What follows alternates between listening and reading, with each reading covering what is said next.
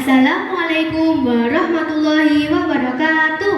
Dewan juri yang saya hormati dan teman-teman yang saya cintai, perkenalkan, nama saya Leandra Asabina Valeri, kelas 5 dari SDN Banjem. Di sini saya akan bercerita tentang kisah Nabi Sulaiman dan Ratu Balqis yang berasal dari negeri Saba. Pada zaman dahulu diciptakan sebuah nabi yang bernama Nabi Sulaiman. Nabi Sulaiman memiliki banyak kelebihan yang Allah berikan kepadanya. Di antaranya bisa berbicara dengan binatang, menundukkan jin, dan menundukkan angin. Ada salah satu kisah yang menarik tentang Nabi Sulaiman, yaitu keberhasilannya menaklukkan hati Ratu Balqis. Bagaimana kisahnya? Mari kita dengarkan baik-baik. Nabi Sulaiman merupakan raja yang sangat kaya. Beliau mempunyai istana yang sangat mewah dan besar. Sampai-sampai lantainya terbuat dari kaca yang sangat terkenal di negara Yerusalem. Suatu hari, Nabi Sulaiman sedang melakukan perjalanan menuju negeri Yaman. Di tengah perjalanan, Nabi Sulaiman pun kehausan dan kekurangan air. Kebetulan di sana ada seekor burung hudhud yang lewat.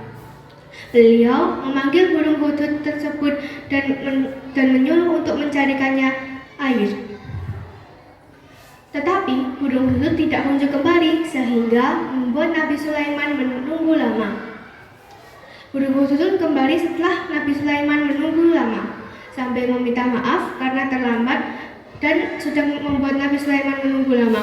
Burung hudhud berkata, "Maaf wahai Nabi, ketika saya berkeliling jauh mencari air, saya melihat ada negeri yang sangat megah bernama Saba.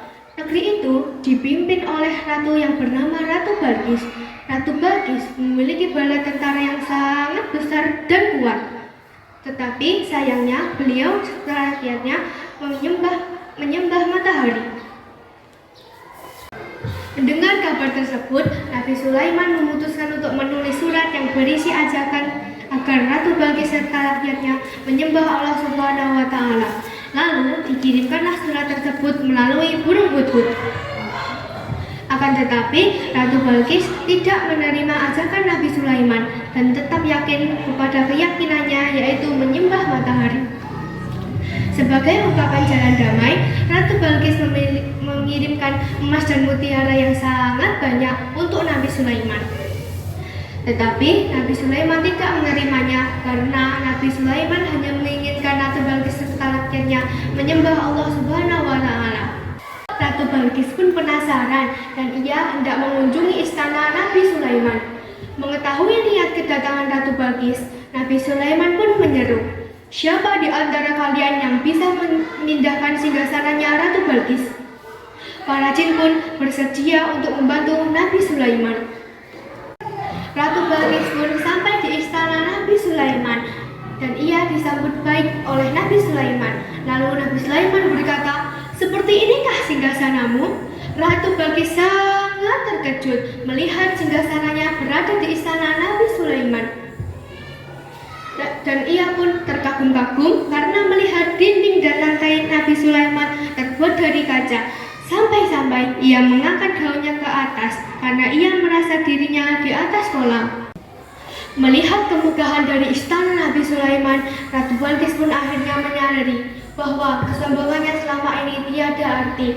Lalu Ratu Balqis pun berkata, "Ya Allah, sesungguhnya aku telah berbuat zalim kepada diriku dan aku bersama Nabi Sulaiman menyerah diri kepada Allah Subhanahu wa Ta'ala, Tuhan semesta alam." Ia pun diberisti oleh Nabi Sulaiman dan akhirnya hidup bahagia. Demikianlah kisah Nabi Sulaiman yang berhasil menaklukkan hati Ratu Balqis. Banyak pelajaran yang bisa kita ambil dari kisah ini, yakni harta dan kekuasaan adalah untuk kebaikan dan bukan kesombongan, dan ibadah di jalan Allah Subhanahu wa Ta'ala. Demikian kisah yang saya sampaikan, semoga bermanfaat untuk kita semua. Amin ya rabbal alamin. Wassalamualaikum warahmatullahi wabarakatuh.